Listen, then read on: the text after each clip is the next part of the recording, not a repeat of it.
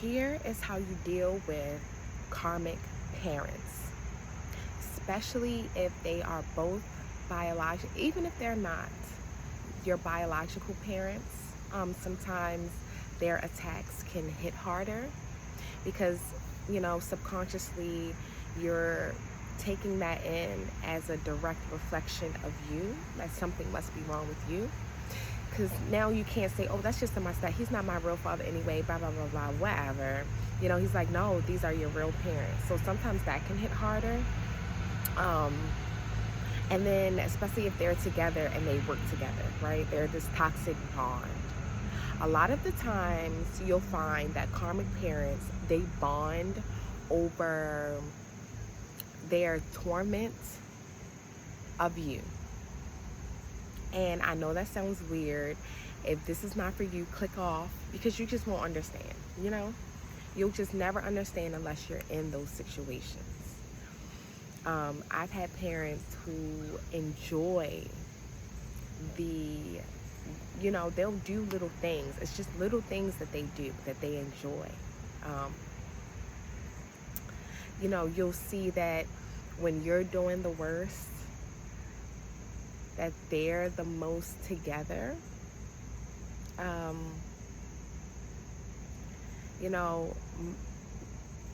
They'll be narcissistic, so they'll exhibit traits of not having emotion, not being able to show emotion. When they do things, it's like they don't have a conscience, like it doesn't eat them up. It's like borderline psychopathic. You'll find that they're sadistic in a way, and you'll find that they're manipulative, and sometimes they're emotionally unavailable,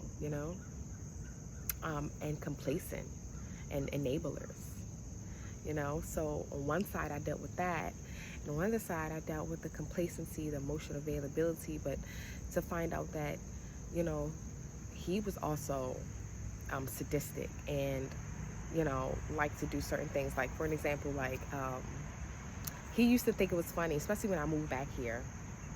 He used to think it was funny to lock me out the house, and he just recently did it. To lock me out the house with my children inside, and then they would leave, and I don't have a key, and she wouldn't give me a key.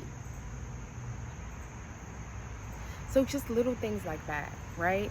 Little things that, oh, I didn't know you were outside, things that they can play off, but things that can cause a lot of, it's just little things that they do that can cause a lot of emotional torment.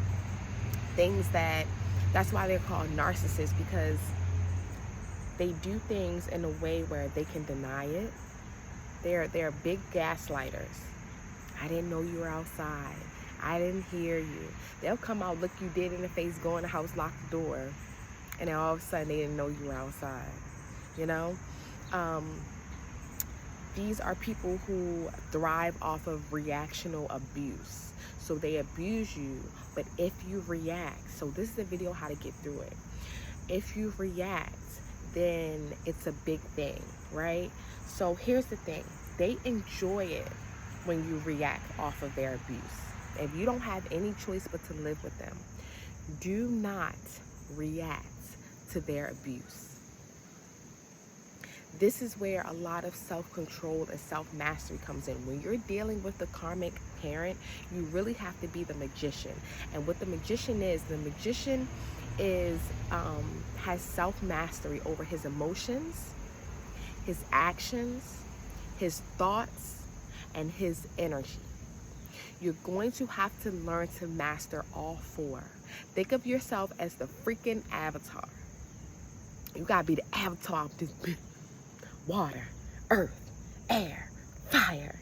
Like, you really are. To deal with emotional parents. I know, right, Spirit? I was like, ah. You really are gonna have to be your own avatar.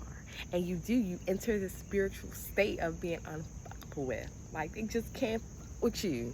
They just can't with you. And it becomes comical, some of their things.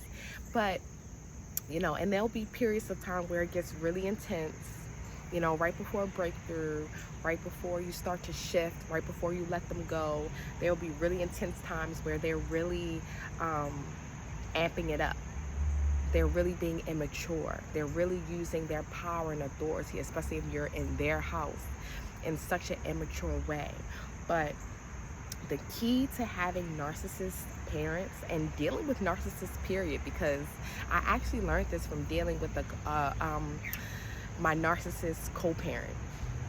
He's a narcissist, and I've learned when you don't react, that is the quickest way to disarm their attacks, because they thrive on your reaction. You know, he used to call me crazy. I used to get smear campaigned. And actually, it started from my parents. You know, they would always label me as the problem child. I wouldn't listen. I didn't just go along to get along. And I learned it was actually because a lot of times when I was younger, I didn't react to their abuse. And I remember I used to get whoopings for it. Like, he would get upset when I didn't care, because he would take that as, oh, you don't care what I'm saying? You don't care? No, I'm just not reacting the way you want me to react. I know I didn't do anything wrong. You're telling me I'm rolling my eyes and I'm not rolling my eyes. So, like, what do you want me to do? Like, and if you ever find yourself doing that to your kids, that is a narcissistic trick that you're passing on, okay? Because sometimes we don't know. And we mimic what we've been taught, and that's not normal. If your child's not reacting to you, if your child's not crying, shaking, it doesn't mean they don't hear you. It doesn't mean they're being disrespectful. Okay, they're just not reacting. And sometimes look at how you're acting, to where as though, why do they feel like they don't need to react, right? Because you're up here, they don't want to go up here too, you know. So they're just not going to react. But yes, so one, don't react. It drives them crazy, and the goal is not to drive them crazy, but the goal is to take the battery, the arming out of whatever they're doing. So now it becomes less fun for them, because they're sadistic. Like I said, they enjoy tormenting. They enjoy, misery loves company. They enjoy passing on some of their internal anguish onto you, you know? Nothing burns them up more than to see you happy. If they feel like you're happy, you're go-lucky, things are going well for you, you know, then that's when oftentimes they'll start to attack. If you're excited about something, you know, all of a sudden, you know, they're picking fights, they're picking arguments with you. Control your thoughts, okay? When you get in those moments, because even though you won't react, it may make you really angry, okay? And it may make you want to act and react. It's very important to be able to control your thoughts, to be able to stop the cycling of those thoughts before they start, because they have a long history, right? After a while, they have a long track record, right? And the more you don't react, the more sometimes you can feel like you're just letting things happen, and you replay what they just did. And then all of a sudden, a thought pops up of what they did last week, and a thought pops up of what they did the week before, and a thought pops up of what they did last month, and it just keeps compounding. And if you let those thoughts compound, then it'll overtake your energy. Now, all of a sudden, you're giving them power. You're giving them energetic power, because where your thoughts go, energy goes. And then you start to manifest more of what you don't want. So it's very important to take back your thoughts. And what you do is you shift your thoughts as to a good way of doing that, of shifting your thoughts, is to think everything is working out for me. I'm protected. Even if you have to think like they're going to get their karma, okay? It may take you a little moment. Yesterday I had to have a little cry because I was being projected upon. Sometimes they'll project onto you. And, you know, they had just got some karma. Like, they're experiencing karma for some of the stuff that they did when Saturn retrograde Aries first started. Oh, they was going ham. He locked me out. I got back in though. He locked me out and they left. They drained the pool. They were trying to pick a fight with me over, like, I wanted to throw this toy Minnie Mouse, this little truck Minnie Mouse away. And they were calling me all types of bad people, but yet they were telling me to come clean it up. So I was like, okay, well, if I gotta clean it up, I'm just gonna throw it away, so it's not a problem. It's been sitting there. We don't got the charger. We don't got this. Oh, it's a battery. I'm a mechanic. You just go buy a battery. All right. All that little rah-rah shit that I didn't react to. A couple days later, boom, now they're having explosive fights. Now he's getting glass thrown at him. Now the door's getting bust in half, right? So yesterday he's gonna say to me, there's a park around the corner, it's summertime. And he only speaks to me when he's drunk. So I feel like that's rude in and of itself. Like, he don't speak to me unless he's drunk. He won't say hi. He picks and chooses when he want to say hi. My own father, like, dead ass. So he had the nerve to kind of try to say out his mouth, like, yeah, we drained the pool, but you need to be go take them to the playground.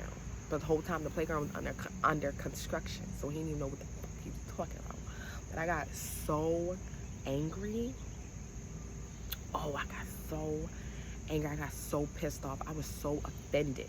Because I'm like, I know you lying. I know you lying. How dare you? But then I had to snap out of it, because it becomes a victim mindset. Oh, woe is me. Oh, you keep. Not only did you do this, but you got the nerve to do that. And it became all about what he was doing. And so I had to take my power back. You know what I'm saying? I had to release the energy, though. Because I was so mad. And you have to be able to control your actions, because when he drained that pool, I wanted to take a knife and slit that motherfucker. But I'm human. I was gonna take a knife. Old Faith would have went to the bottom of that pool, took a big ass knife, and did a big ass hole. I would have did a couple of them so they couldn't pack shit up. So yeah, y'all drained the pool so me and my babies can't swim, because me and my babies only want to swim. Okay, next year, nobody getting in that bitch. And that's a $1,000 pool. Now, that would have been me, boy.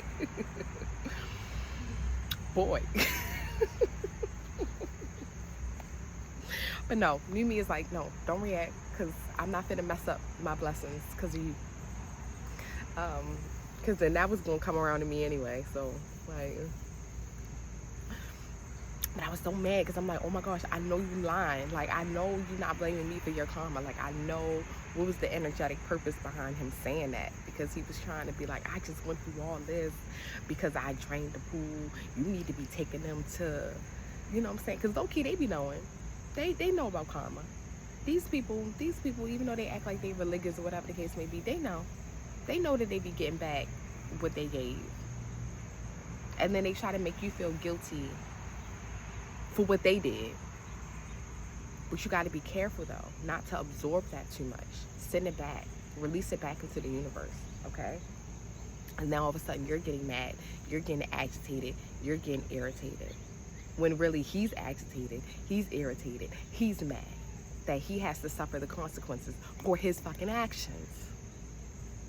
So instead of you laughing it off like, I know this nigga lying, now all of a sudden you mad, you in your feelings, you like, oh my God, they just won't let up. I ain't even say nothing to you. Don't say nothing to me. Right? So don't react. Control your thoughts. Stop the loop. Because then I was looping. Like, I know you fucking lying. You gotta stop it. Control your energy. Ground your energy. Call your power back. Okay? That was what I had to do as well. I had to call my power back yesterday. That's what I did in the morning. And then he did that, and I had to call it back again. Because it's not what they're doing to you. You are the creator of your own reality, baby. As soon as you decide that it's nothing, honey, it's nothing. It becomes nothing.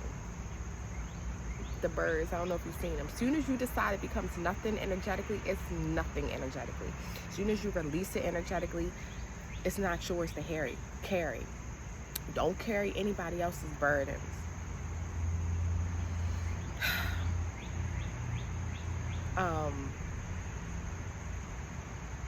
And then emotions.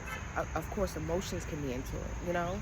Don't get overtaken by anger, overtaken by sadness. Like, I had to release it a little bit, but then I had to reel them back in just like that, because I realized, like, my emotions kind of went up and over to where as though I had to release some of it.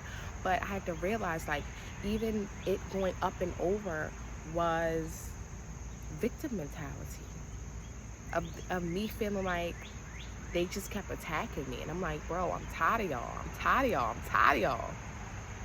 All my life I had to fight. I'm tired of y'all. But you gotta reel it in. You gotta realize too, like, your emotions are transient. Don't let something, you know, that's transient kind of take over your being, take over your thoughts, take over your actions. Because now I was there to do a reading, now I'm distracted. Now that's what now my thoughts are focused on that. Now my energy is going to that. Because my emotions are taking over. And it's like, no.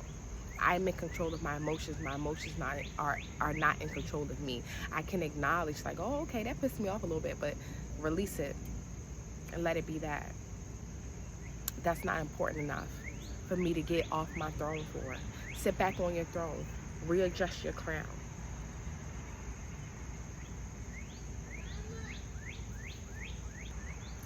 There are also times where you have to. You have to stand up for yourself. You have to let it be known that you're not a fool, you know?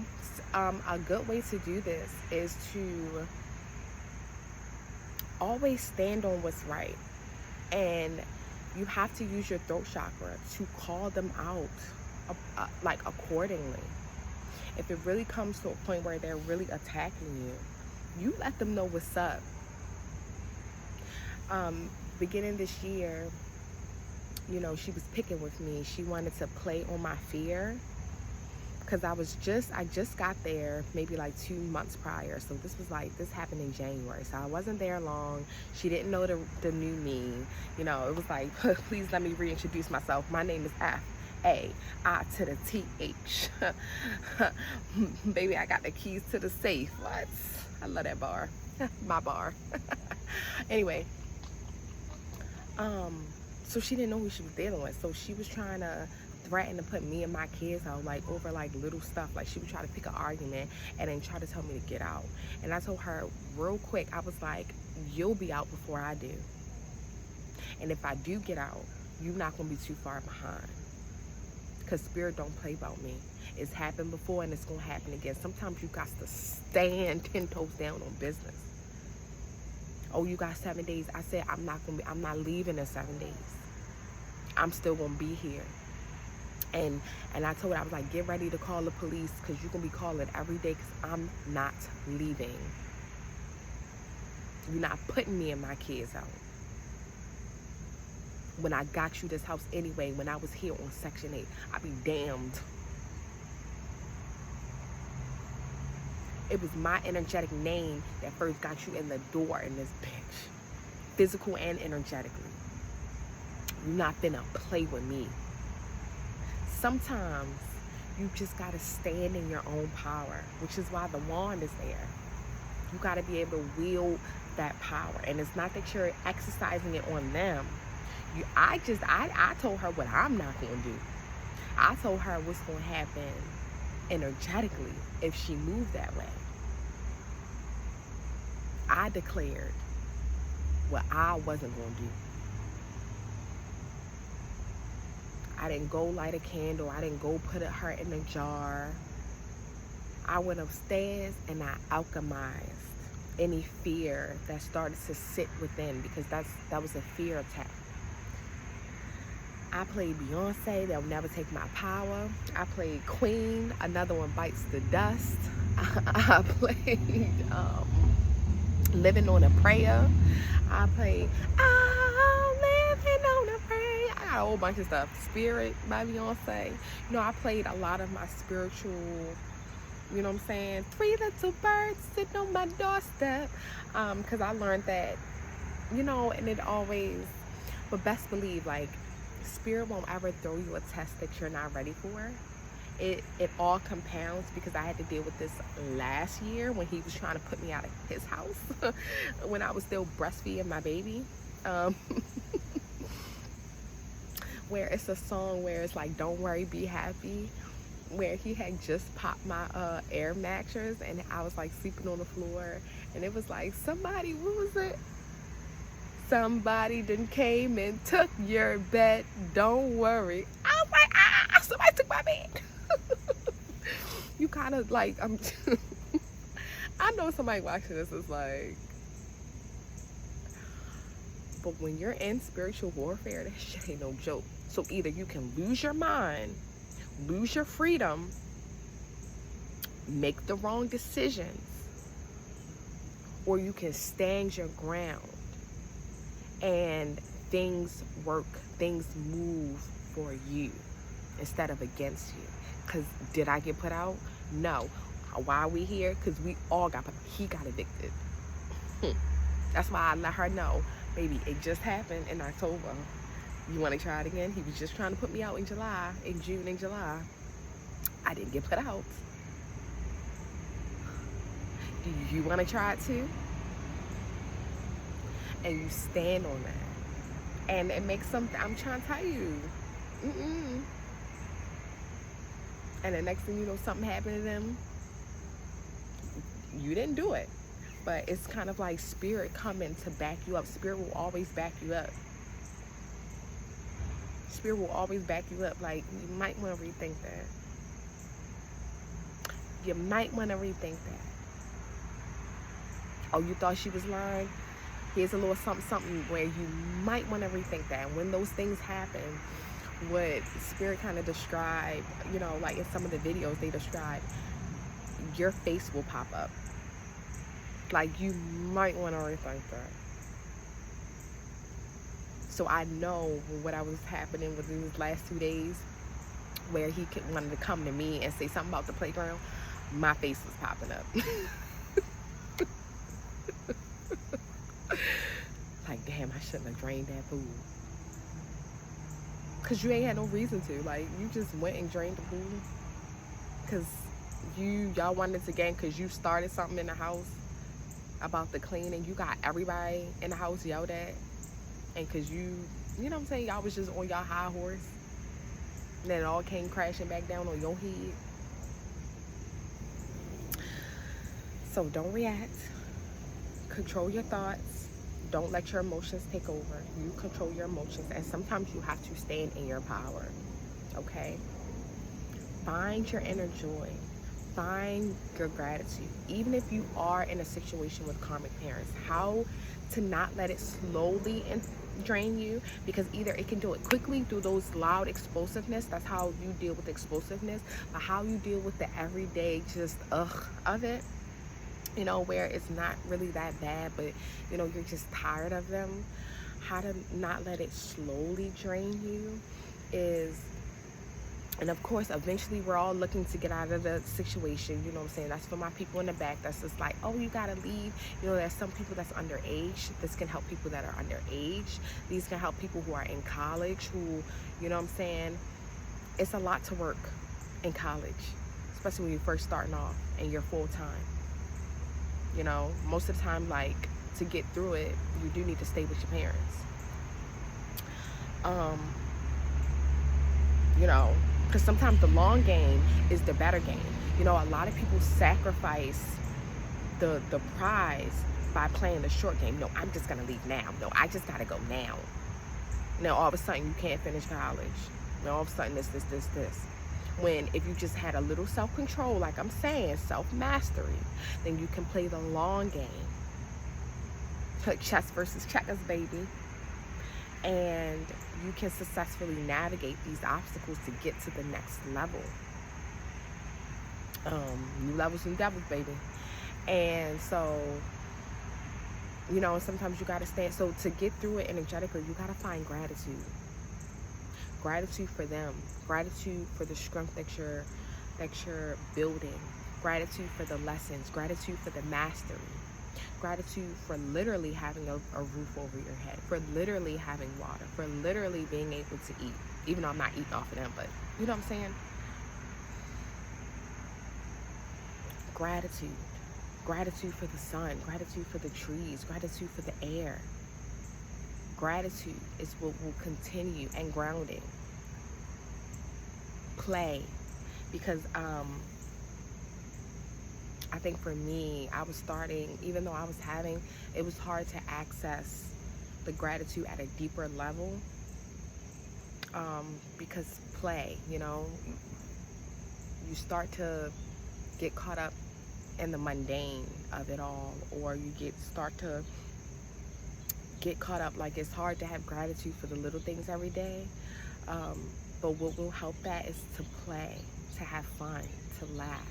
And if you've ever been in a toxic environment, if they're going through something, you know, it kind of dampens, you know, narcissistic people. They don't like for you to have fun while they're not having fun. You know, misery loves company. So if they see you laughing, you can start to think energetically like, oh, I have to dim my light. I can't have fun, you know, and you almost start to do it subconsciously, automatically. Where every time it gets real tense in the house, police being called, kids getting busted, you like, oh shit, let me stay the fuck out of dogs, let me be quiet, let me just lay it low. Or you might, like, these aren't thoughts that maybe run through consciously, but it may be subconscious. You know, you may take in the aura of the house, and now all of a sudden you're in bed sleeping a lot, you're just chilling on your phone, you're not up, you're not playing.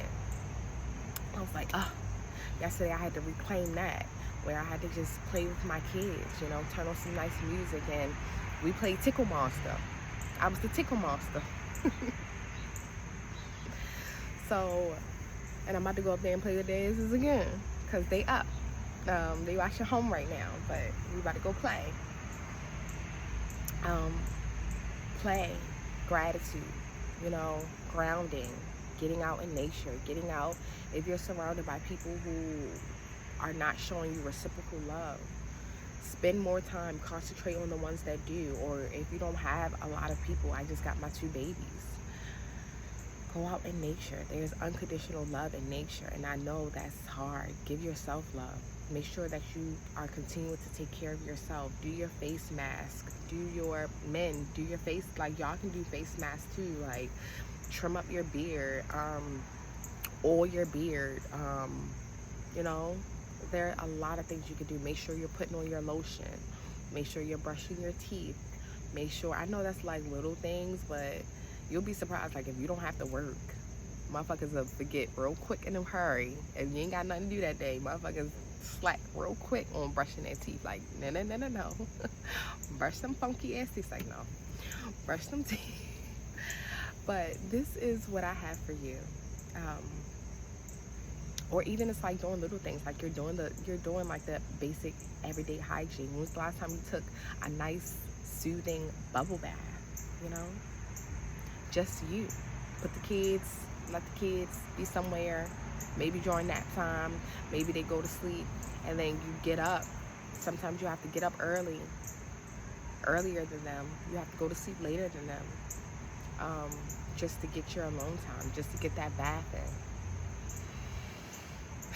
This is what I have for you guys. It really, really helps. And you can heal, and you can regain your spiritual and your spiritual authority, your spiritual autonomy. You can learn powerful self-mastery while you're still in the environment. You know, a lot of people say you can't heal an environment that broke you, but I used to think that too until this year. This 2026 year so far has been eye-opening in crazy ways. I was able to end the cycle, and if I didn't come back here, they would have always had a piece of my power. Because when you say you can't heal an environment that broke you, you're still giving that environment power over you. Because it's possible to not let them break you at all. Ooh, ooh, ooh, I just got shivers because 2 birds. So this is really what I have. And it's really helpful. It's really useful. Use it. I'm trying to tell you, don't react. Just sit there. Because I used to be called crazy by baby daddy. He used to love telling people I was crazy because I was just reacting off of the abuse that he would do. But once you start reacting, then they start crashing out. And you like, whoa, you the crazy one. You was projecting all that bullshit onto me. And you low-key, you're the crazy one. Okay, I see. Now he blowing up at work. Now he, you know what I'm saying? It's like, yeah, you're showing people like, no, you're the crazy one. And they will always show themselves for who they really are. Just stop reacting. Stop accepting their projections. I love you guys. Because, oh my gosh. Like, love, love, love, love, love. Because it's so hard to go through. Oh my gosh. 29. So hard to go through.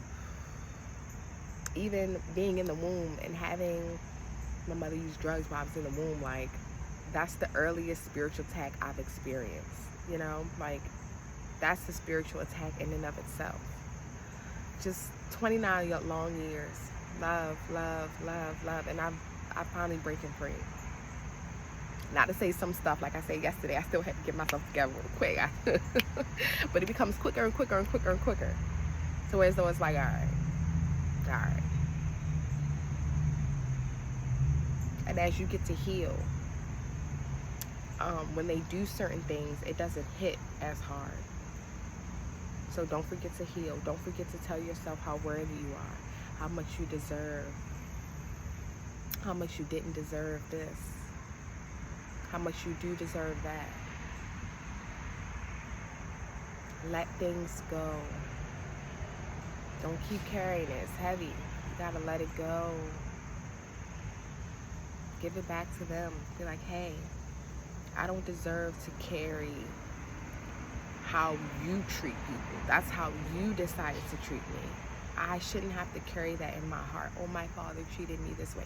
No, that's how you treated your daughter. I think I just released it. That was nice. That was nice. So, much love to you guys. You guys can do it. Like, share, subscribe. I am so appreciative that you guys are here. When you guys do hit the like button, the subscribe button. Right now I'm at 13, and I'm so grateful for the 13. 13 is my birthday number. I was grateful when it was 5. I was grateful when it was 1. I was grateful when it was 3, you know, because to give you guys what I had to learn by myself. You know, imagine if I had this when I was 17, 18, 20, 21, 22. Ooh, I'm tearing up because it was rough. It was rough. It was rough. From size 7 to a size 0. What? I was skin and bones. I was just skin and bones in 2024. Oh my gosh. It's rough. It's rough. So, I'll see you guys next time.